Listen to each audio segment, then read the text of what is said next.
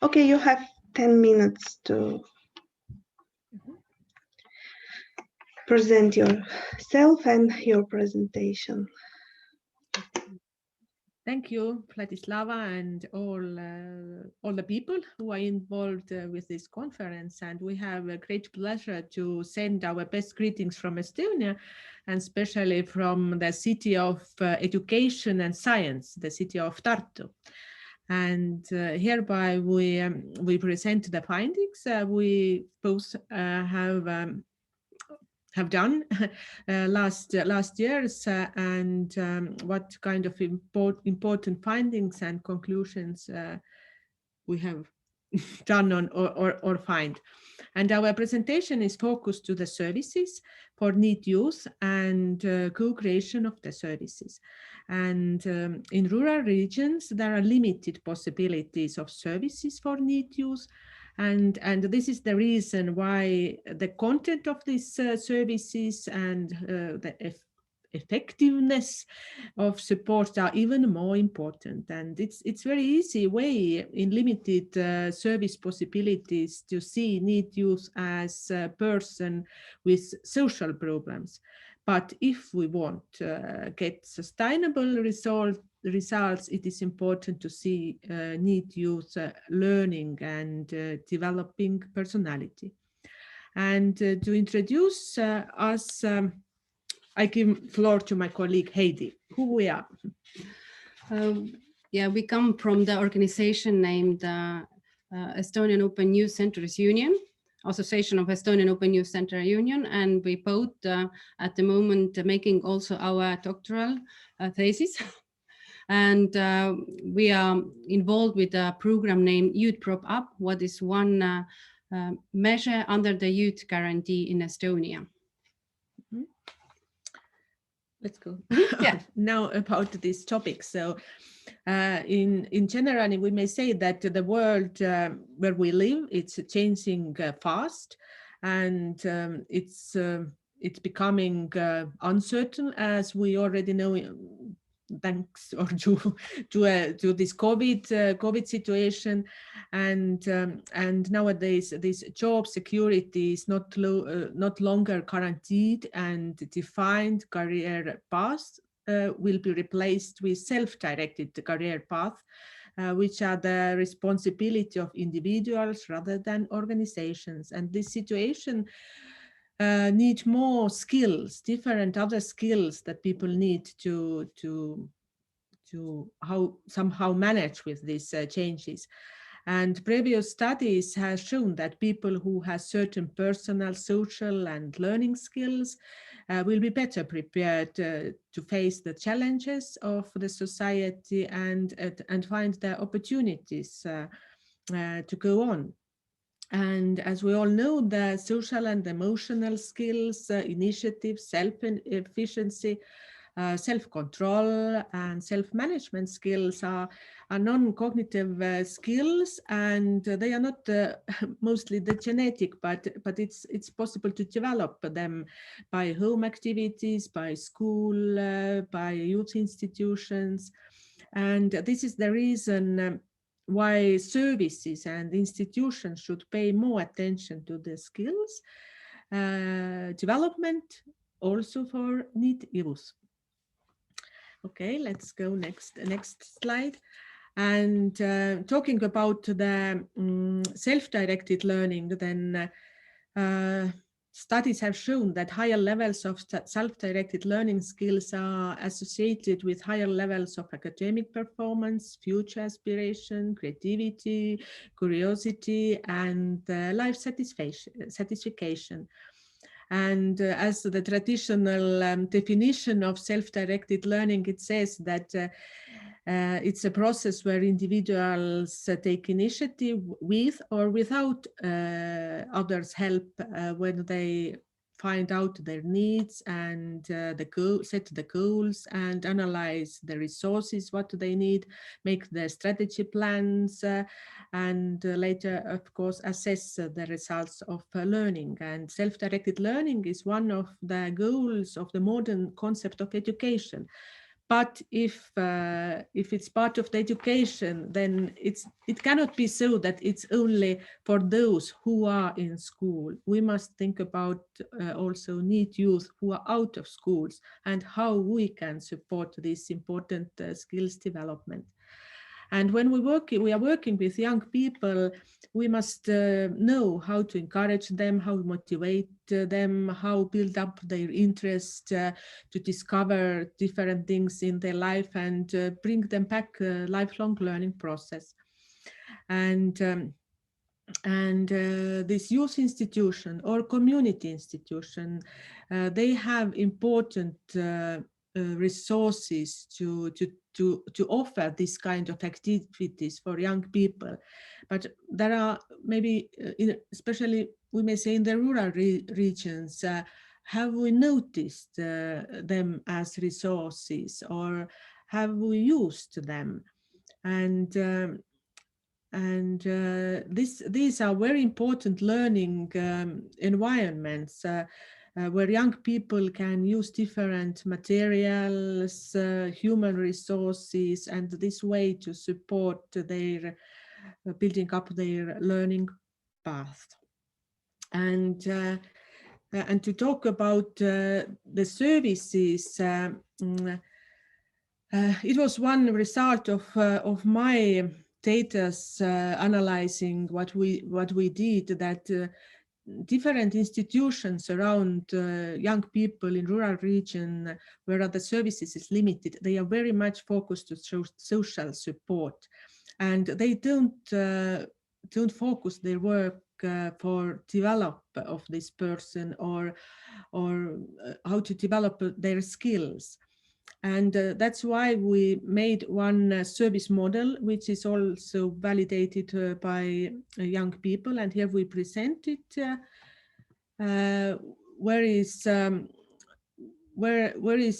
the beginning, it doesn't matter which kind of institution take contact, the first contact with NEET youth in this community, is it school or unemployment office or social department or this youth or community institution. But if in this communication with young people, they understand that there is need to develop these self-directed learning skills, then they take contact with this community institution, this NGO or youth center, whoever can offer different non-formal education learning activities and support this young person. And this institution can thereafter analyze together with young people the needs to map different resources and make the development plan, this strategy, how to support, how to give different learning experiences, at first non-formal learning experiences, and let the young person find out what is their interest. And if there is still any social problems that should be solved, then they can, of course, take contact with social department. And later they all together can analyze what happens, and is this young person is now more motivated to go to the learning path, go to the learning process. And but it means that different institutions in community level must work together in good partnership and be all together in co-creation process to create the best solution for the NEET youth, not only what is important for this institution. And hereby my colleague Heidi continue about these thoughts and understandings of co-creation that is crucial, building up these kind of services and institutions partnership. Okay. And if you think of what just Kerli said, and there are different institutions and we need network and partnership. So we have to think about this topic and this model, and we have to think it's like take as a big picture. So there are some things what we have to consider, like that kind of models are, we have to take it holistic view, and it's of course cross-sectoral. So this is the thing what we have to consider. And if you think about the policy creation, then it's very often we see also in if you think about the youth guarantee and other programs that we take or put the goals in the state level, but everything what we do, we provide it mainly in a local level. And if we think about different services, what we will provide in the same time for the youth, we see that there are different fields, there are different goals. So the service meets in the local level, and there are many things, many studies that also show that sometimes there are too many different guidelines and the rules, and sometimes they even compete because we didn't think about that kind of services, or that we have to support the same time already when we made the policy. So it's somehow block or hinder this effective service provider, and we have to think, as I said already, in the policy level. And there are just 4 factors what I just say very quickly if we really want that we can support the holistic view and the cross-sectoral way. So the first factor what I would like to stress out is that all the service providers have to already in the policy creation level think that, do we understand what is the main problem? Do we understand that we support it the same way, and we accept that we do it holistic view or way? So the second factor, what we have to think that who are in this network and what are the guidelines, and do we have guidelines for the money or the way how we work, or how we have arranged this kind of case management or the communication? Because if there are too many different ones, as I said, we block the way or possibility to work the same time. The third factor, what I would like to stress out, is we have to understand what is the effectiveness, or what is, if you say it's effective work, or how we describe it. Because when we analyze that kind of services and we want to develop, so if the policy level we give different data and those data is not comparable, then it's not, let's say, right for or the right way to analyze it, because the data is not comfortable and it's not possible to develop. And the last factor, maybe what I would like to say, is that who is who role and what is the value when we do it cross-sectoral or holistic way, and what is the dimension, let's say like youth work, do we help, do we support, do we give directions, or what is different networks roles, and somebody outreach, somebody support. So we have to understand, and because of that, when we do it at the same time, there is no duplication of work. So just the last slide to understand that we need kind of common ground principles. We need to create already in the policy level the understandings how we support later through different services in the local level. And we have to think it, as I said already, I think 5 or 6 times already, when we create this service in the state level, so it can be stable and effective later also in the local. So that's our messages. Yeah. Yeah, thank you. Okay. Thank you, Heidi. So we are moving on to the next participant here. Just a second, because I have to consult with the program. I don't know you by heart. This will be djamila.garcia. Yes, I'm here.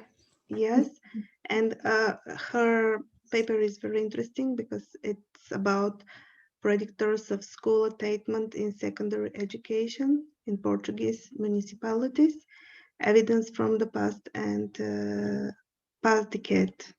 So can you, Djamila, please just try to share your screen? Yes, I'm trying. Okay, let me just put my presentation in the beginning. Okay. Okay, now? Yeah, everything's Everything is okay? Yeah, fine. So good morning.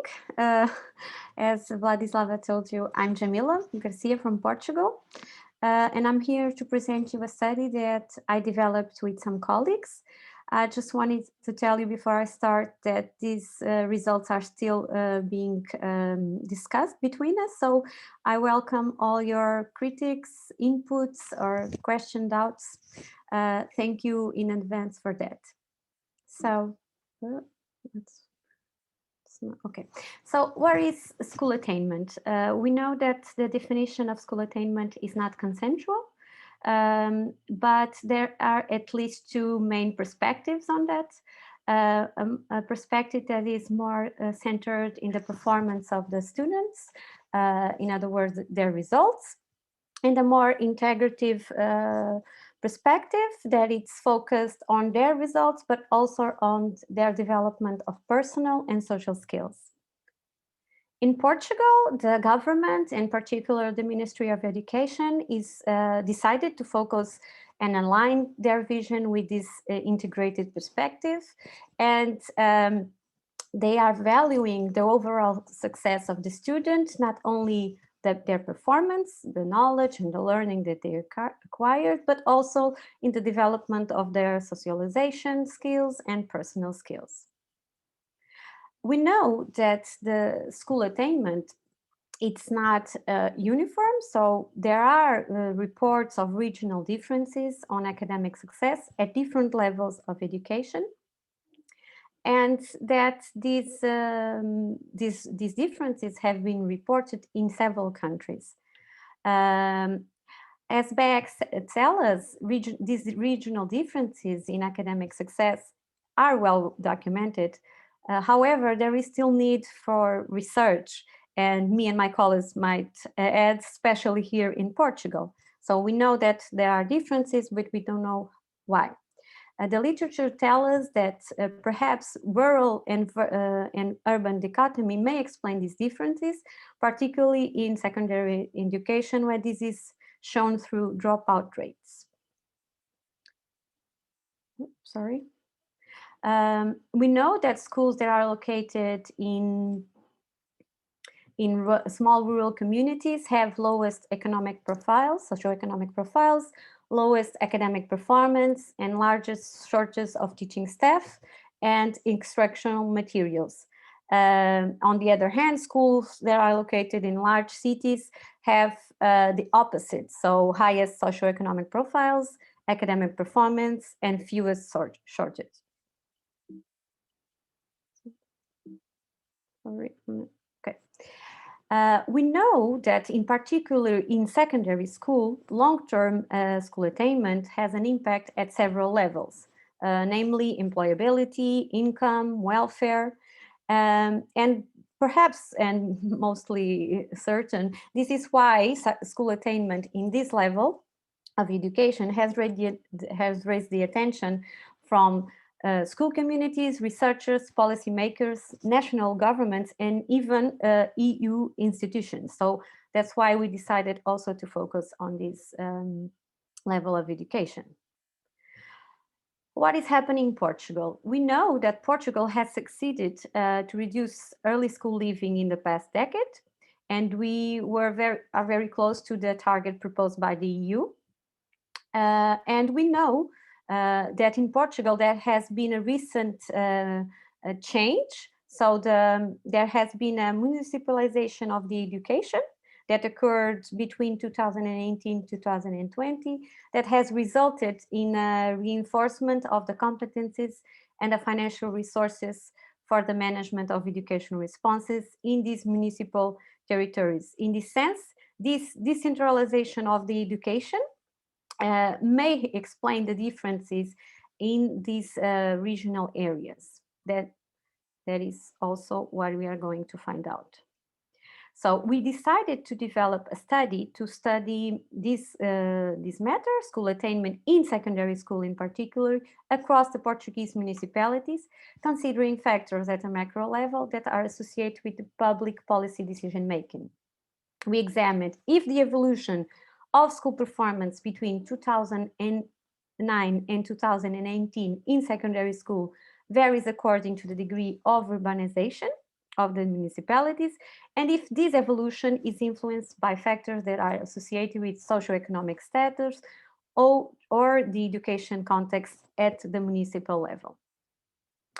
Our study had a longitudinal design. We considered 3 time points: 2009, 2013, and 2018. We decided to also include 2013 because it is the year where the economic crisis reached its peak in Portugal. We have characterized municipalities according to socioeconomic and school context variables. And we studied municipalities divided into categories: low density and high density. And this classification was proposed by the Portuguese Association of Municipalities, and they facilitated this to us, and is based on population density, settlement, geographic and socioeconomic, and accessibility criteria. To study secondary school attainment at the municipal level, we used 4 economic factors and 4 education context factors, and school attainment in secondary school was depicted by the rate of secondary school conclusion, which is in Portugal, it is considered it's the proportion of students that conclude secondary school and can later apply to the university. So our socioeconomic factors are SII, which is social insertion income, which is a monthly allowance paid by the Social Security here in Portugal to help individuals and their families meet their most immediate needs. We also use unemployment rate, which here in Portugal, it's data collected regarding the population between 15 and 60 years old, and the population between these ages that is registered in the local employment agencies as unemployed. We also use women's rates with tertiary education. And here we have an exception because we only were able to collect this data for 2011 regarding our national census because it wasn't available on the other years. And we also used annual investment in culture and sports because we thought this is a great measure of relative importance of the informal education investment across municipalities in Portugal. Our educational context factors, we consider average number of students by computer in school because we thought it was a good measure of the spread and use of technology in schools. Preschool enrollment rate, which is the proportion of children between 3 and 5 years in preschool.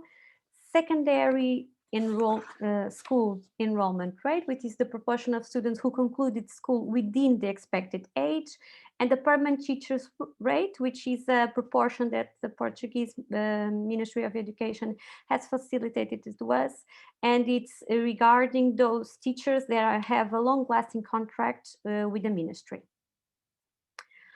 So our data collection was in general facilitated by public data sets. We had some exceptions. For example, the municipalities categorization was upon request to the Portuguese Association of Municipalities.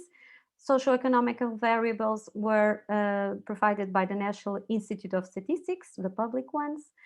And educational variables were facilitated by the General Direction of Statistics in Education and Science, with exception to permanent rates, permanent teachers rate by municipality, which we had to request.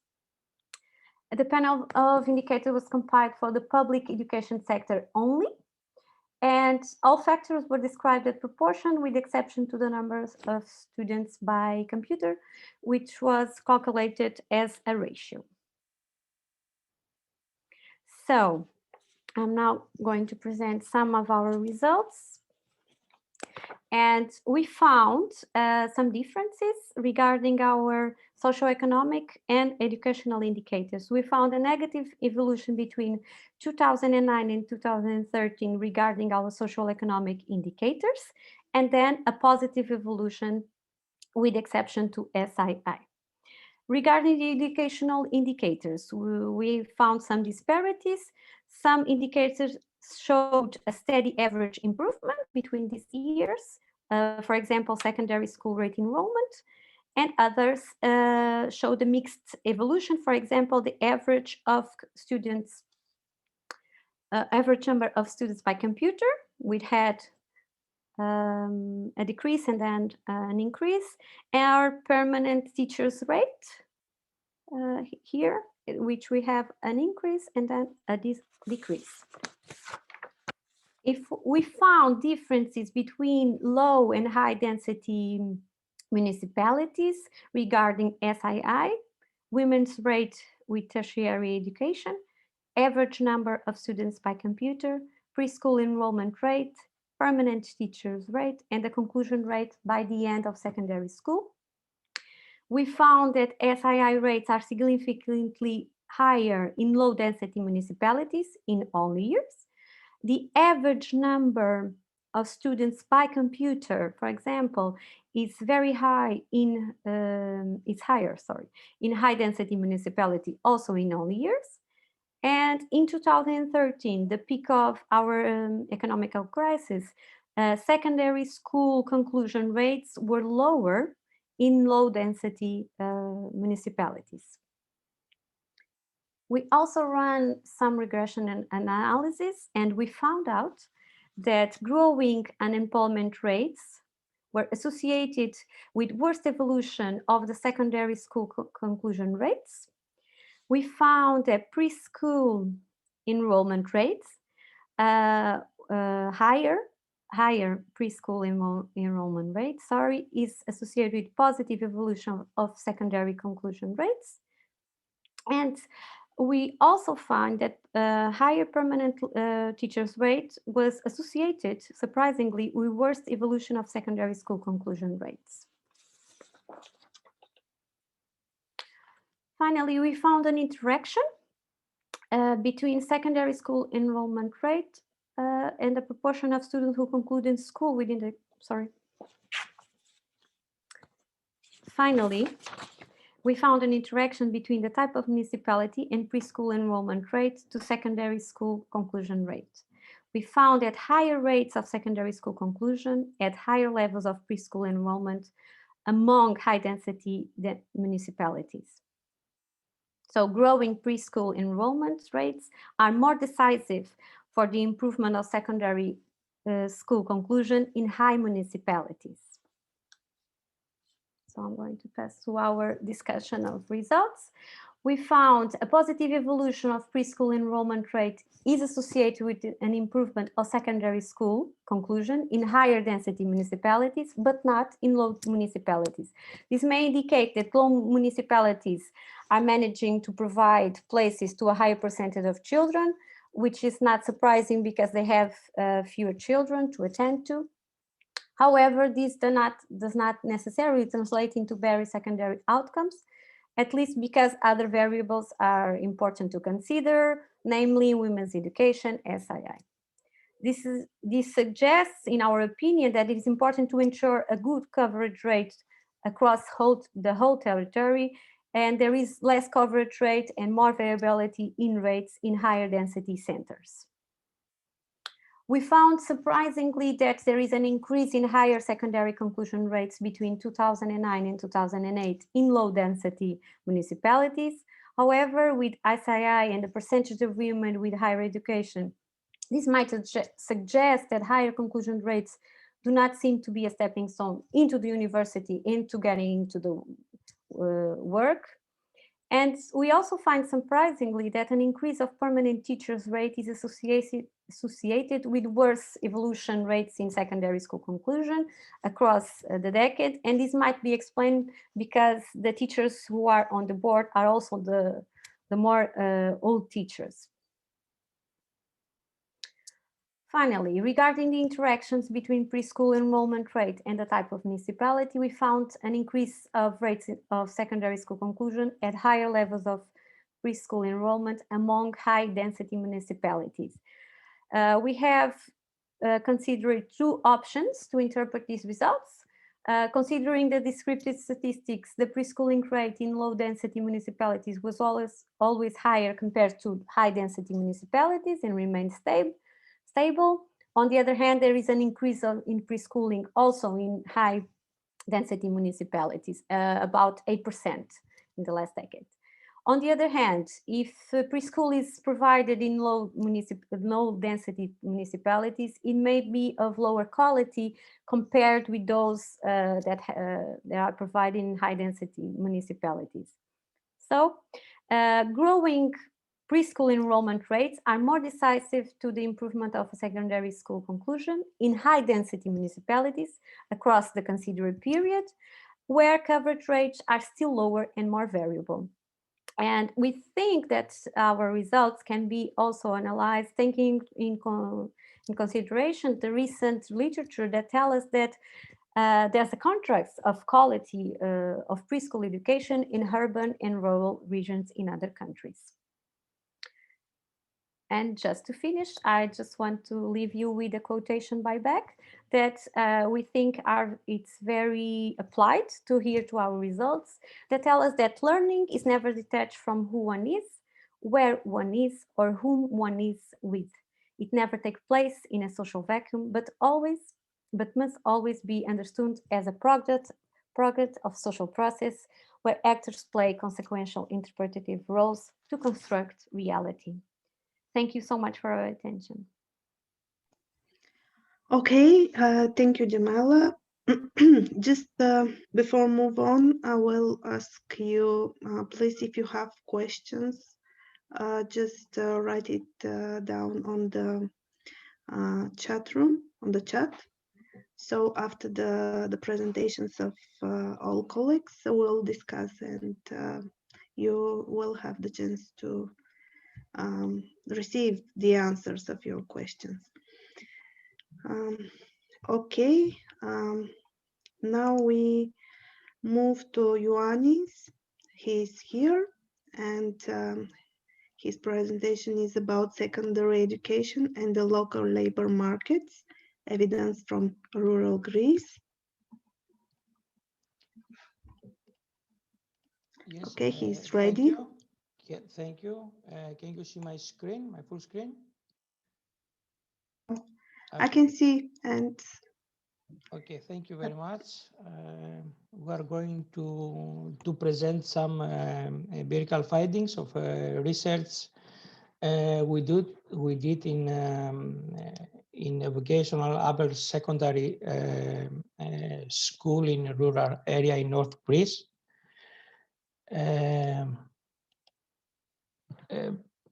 The introduction, we have some certain changes in the tertiary education in Greece since 2019, which merged the education institutes of technology with universities of various specialties, and that raised new perspectives for the secondary education level, which is now called to fill the created gap in the education, provide a link between secondary and higher degrees of education regarding the professional preparation of students to enter the labor market.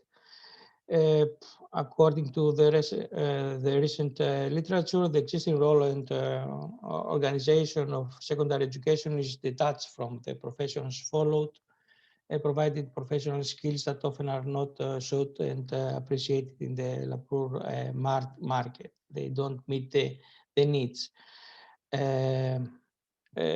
In our paper, we examined a very specific case, as we told you, in a rural area in North Greece. And what we did, we compiled a data set based on answered questionnaires by graduates from 5 to 10 years back, which means 5 to 10 years after they graduated. And we evaluate the role and the contribution of the secondary education in preparing students to enter the labor market. The study covers areas from the income to the overall satisfaction of the graduates. And briefly to say that the findings suggest that there is a significant margin for adjustment to the new role that the secondary education could have. We have, of course, a literature review, which very shortly to say that it leads to the conclusion that there is a dissatisfaction of the employees because of the lower income and the higher unemployment rates, because of the mismatch between the needs in the market and the qualification of the graduates, and of course dissatisfaction of the employers who lack of skills that they need. About the methodology on the questionnaires we used, we had 130 questionnaires which were disseminated through email to graduates of the years 2011 to 2015. Where there were in that vocational training school programs of two specialties, informatics and economics. The sample was chosen based on a random draw without replacements, and we had 26 graduates from each of the above years. We used a 5-point Likert scale, and we had 62 responses, which is 48% of the full approach we had.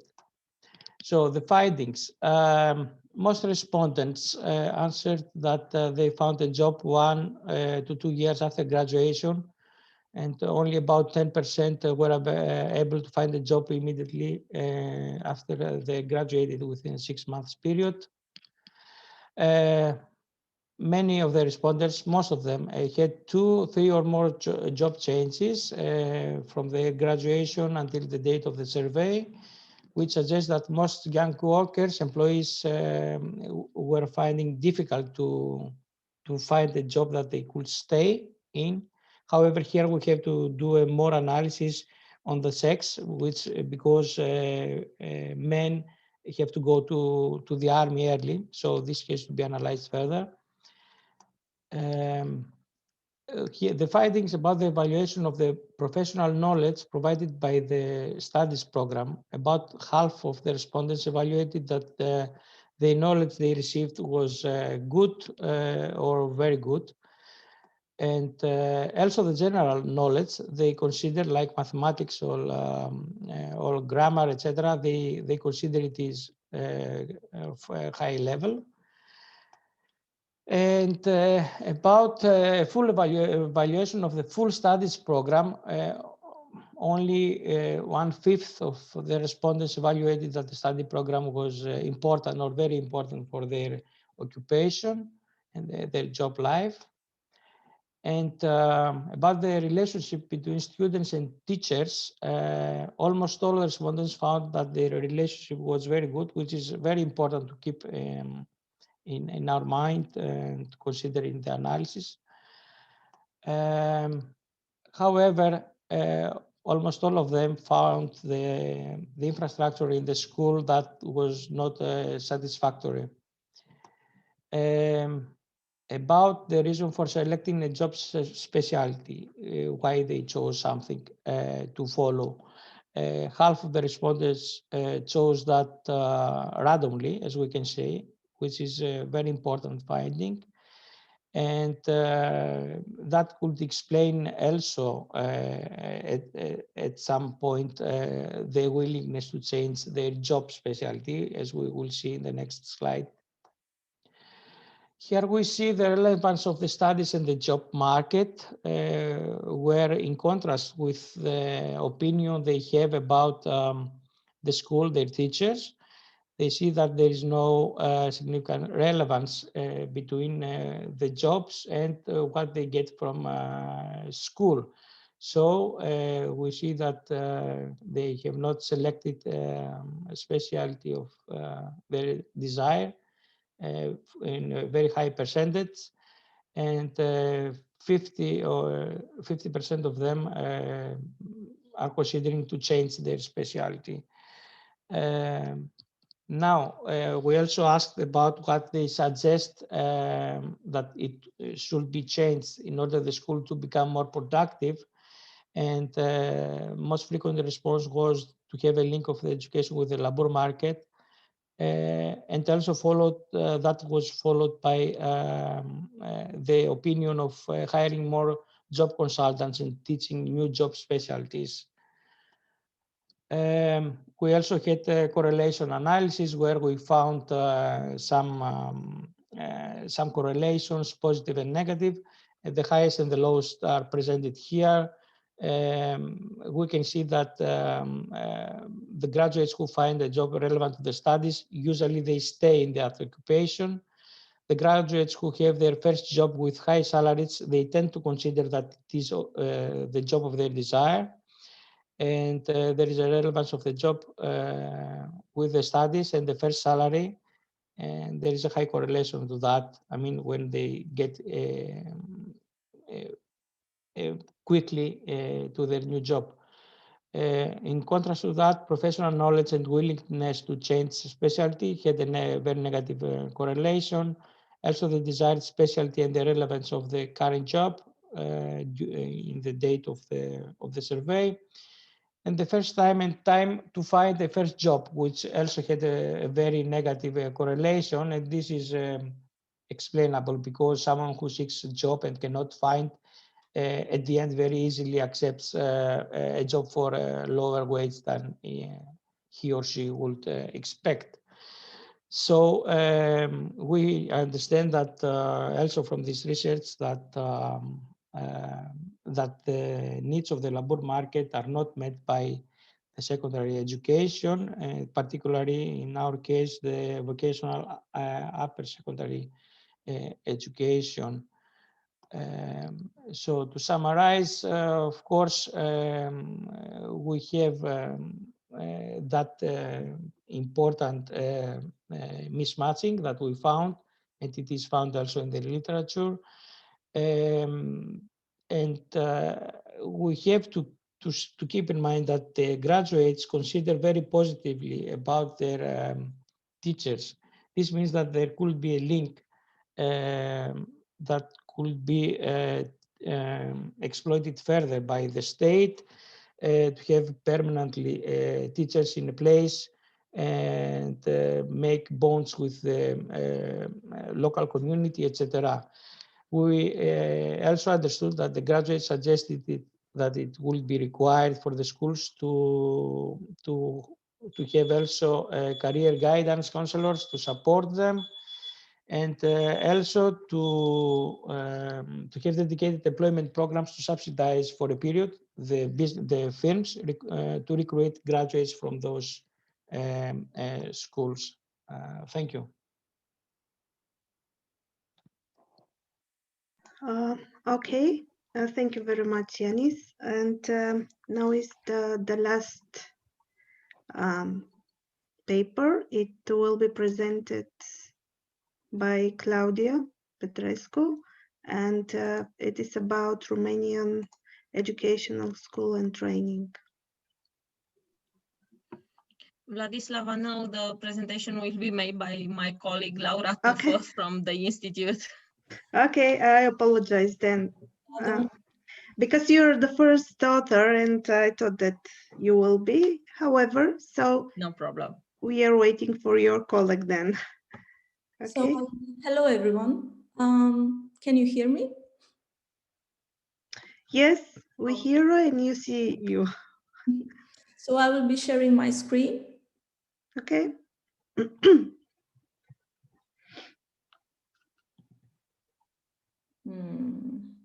Do I have permission to do this?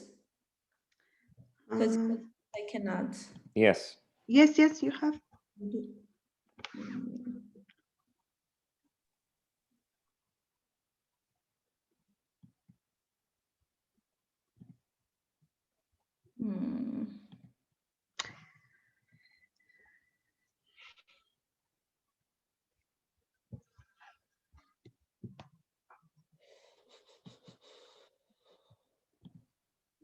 I don't know, I think I must.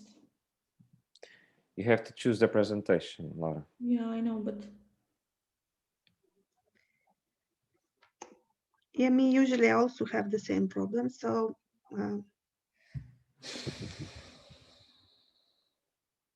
Sorry, I don't know what is happening here.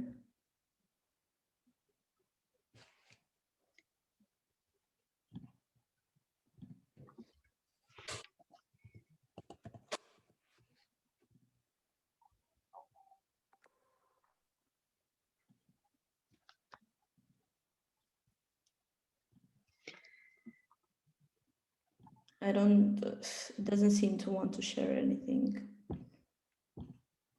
Yeah, if you want, you could try to just to press Alt and S on the keyboard, and probably it will start sharing your presentation. It's a little bit easy way to share your screen. Let's try one more time. So share screen, slides. No.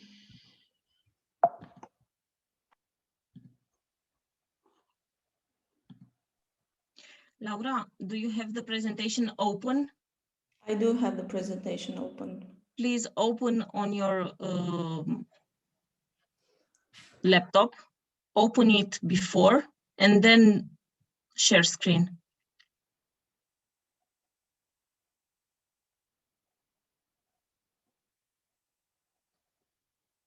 And try now with share screen. Share, let's see. No. Send it to me to my email and I will share screen and you will talk. Thank you. Sorry, everybody. No problem. But after you send it to me, you can start to present and I will make share screen.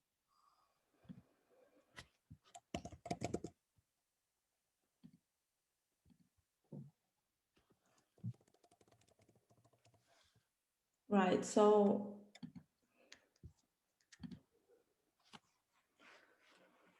thank you everyone for your patience. I am Laura Tufo, and I will be presenting you some descriptive results, mostly focusing on reasons and factors for early school leave in rural Romania.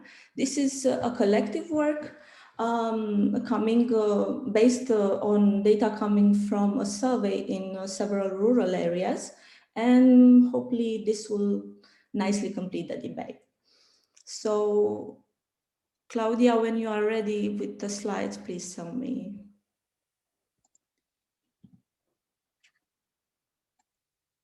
Great. Just a moment. Yeah. Okay.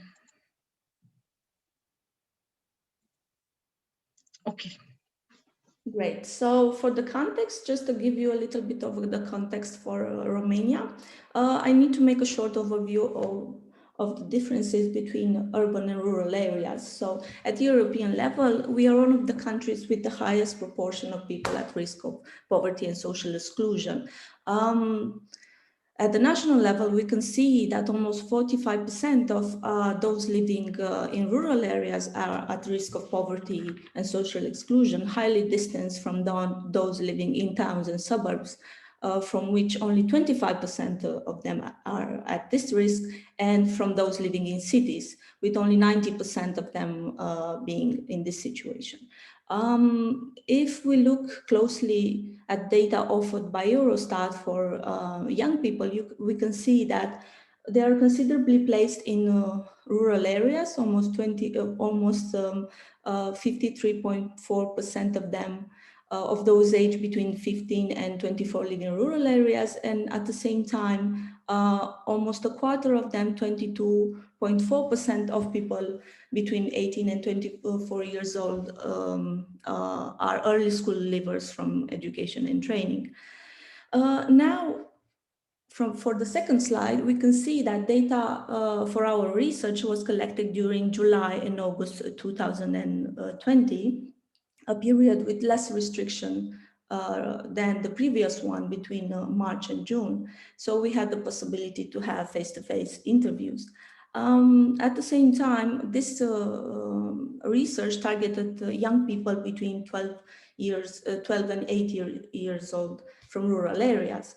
In doing so, we also aimed at focusing on young people experiences and also on adults' positions. So the sample consisted of young people and adults as well, households basically. So the social research basically was interested in gaining insight on several topics like living condition, family material situation, health, education, social protection, and community support. Now, for the next slide, if we look at data from National Institute for Statistics, we can see that there is a staggering difference between urban and rural areas when it comes to school dropout rate. So for rural areas, we have a school dropout rate of about twice as much higher than in urban areas, with 2.4% and 1.1% in urban areas.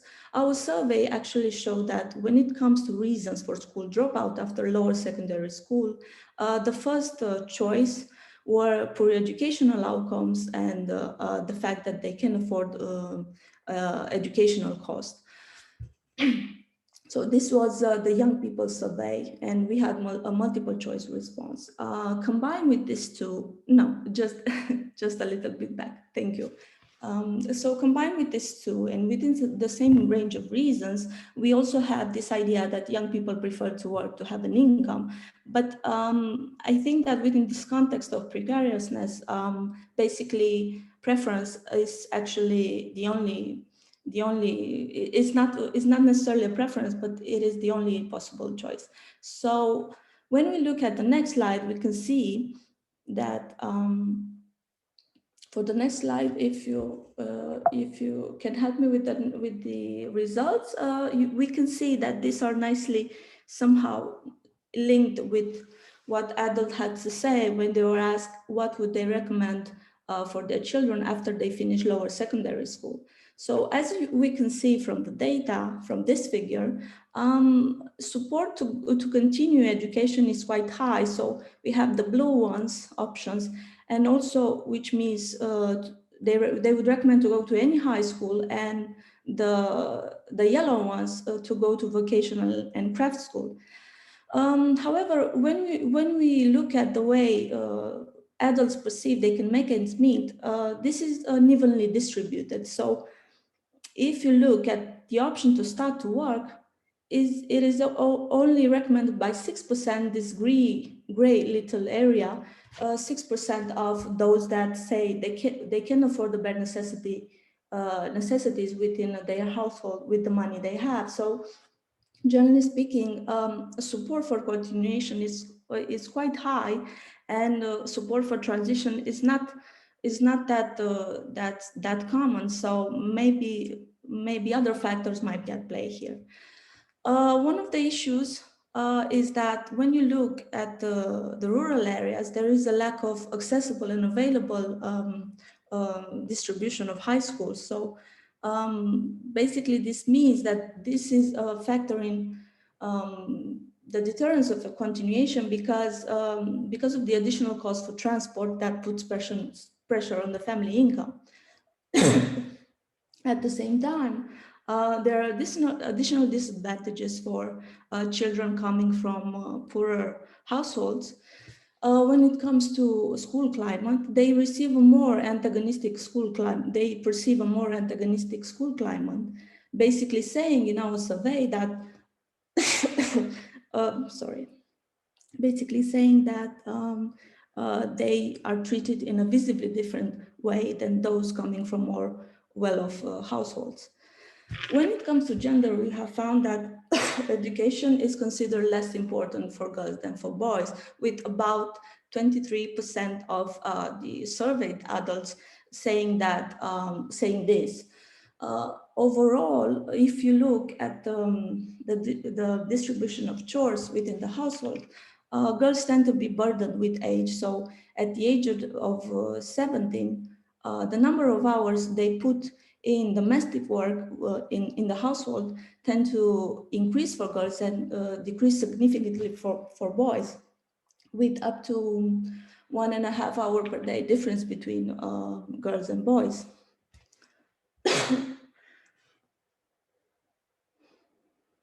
So various changes brought by the pandemic in teaching methods have not changed some already existing realities, especially when it comes to financial decisions. Families coming from lower socioeconomic status had to make. And when we say this, we'll look at the option for reducing school activity and expenses. When we look at data from our survey, we can see that 42% of the adults surveyed had said that they interrupted school for a while for one or more children. At the same time, 38% of them said they had to buy less schools and less school supplies and books for children during the academic year 2019-2020. Overall, if you look, basically support for reducing expenses is smaller than refusing this cost, refusing these cuts, but at the same time, the high proportion of parents that said they had used this option give us an image of the struggle many families had to deal with.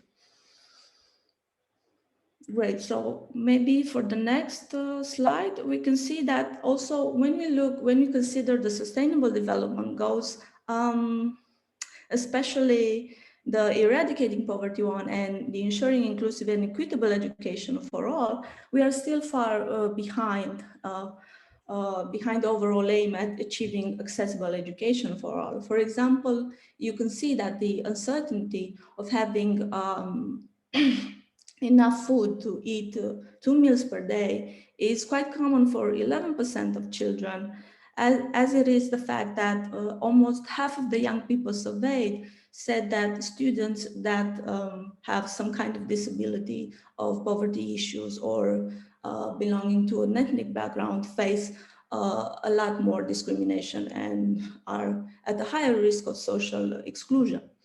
So this you can see basically this kind of inequalities you can see at the national level in the results pupils have obtained at the national evaluation. There is a consistent difference between results from rural areas and results from urban areas.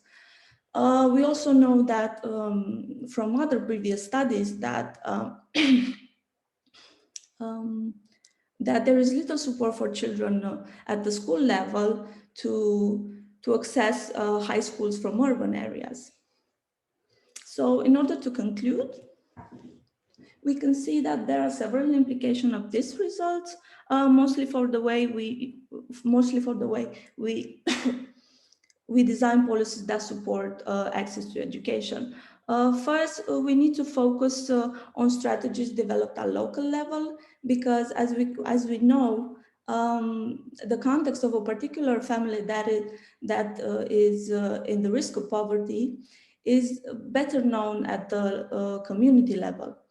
At the same time, poverty alleviation schemes, although they are stringent and necessary, need to be supplemented with measures and methods that also address discrimination and the risk of social exclusion.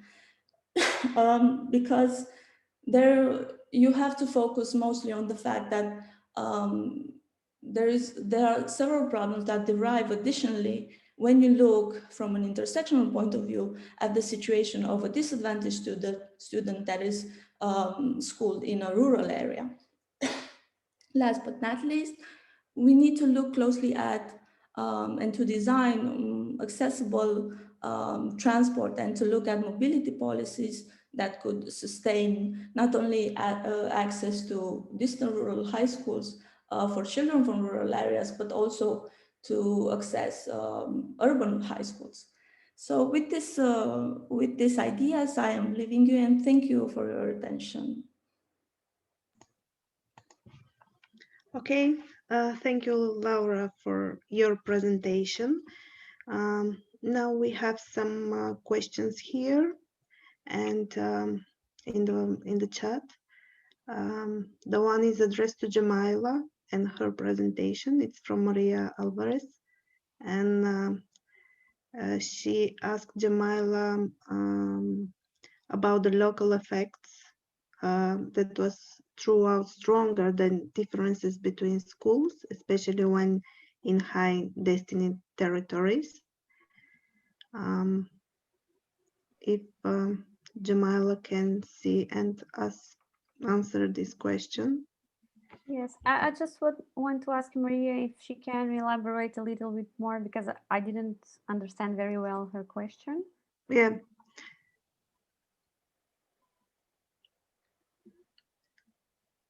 If Maria is here,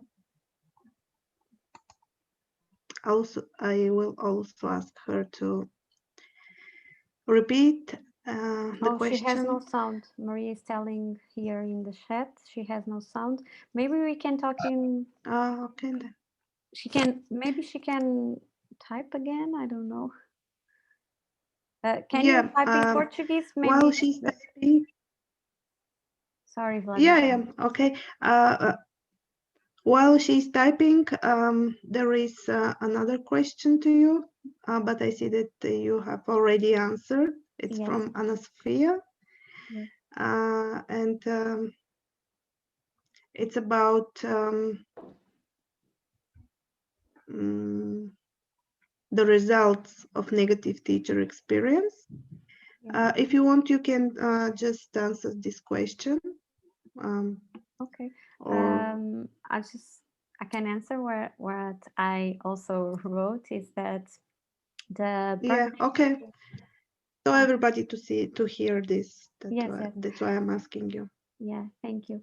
I just want to answer that the permanent teachers rate is only regarding the secondary school.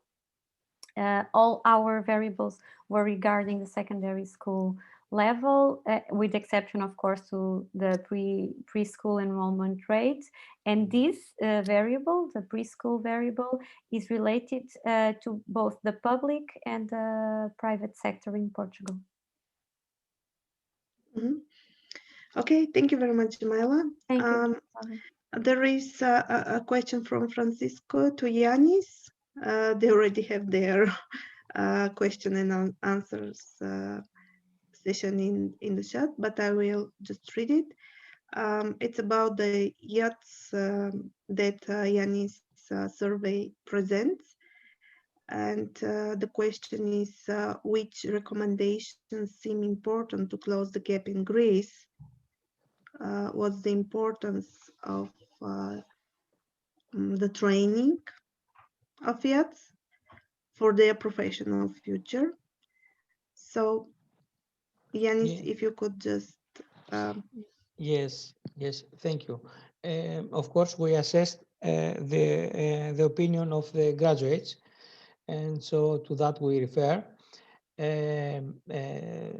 Their opinion is that they think that having career counselors, to have consultation for the students early would allow them to make better decisions. The other is to have improvement in their curriculums, which means to be closer to the needs of the markets, the labor markets, as they saw them after they graduated. And another idea and opinion that was supported by them is to have special programs to subsidize firms to recruit young graduates from vocational upper secondary schools, which would allow them to go early in the labor market and be closer to their specialty. Okay, thank you very much, Ioannis. Francisco, do we have more time for questions and discussion? We're a bit on the limit, but one or two more questions and then we finish. Okay, so if there is somebody else who would like to ask something.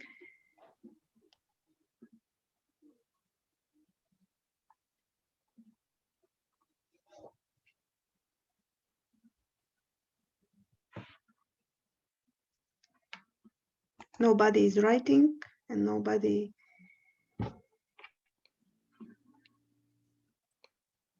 Yes. Just one comment for some of the people that just came in. We are recording the session, so in case you want to review and to listen to the whole presentations, we will make it available on Facebook, on our Facebook from the Rural NEET Youth Network Cost Action Facebook. So you can go back and watch it again. And again, thank you very much for the presentation. They were great. Okay, if there is no other questions, I could just close the session. But before that, I also would like to thank you for your time and for your nice presentations. Now I would like to share my screen and to ask you if you need more information about our project. As you can see, this is a very important project.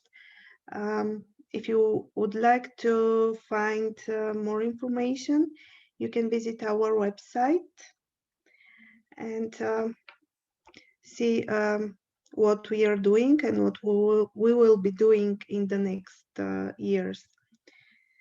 So thank you very much for your time and your patience, and I wish you to have a good day if you don't have other questions or comments.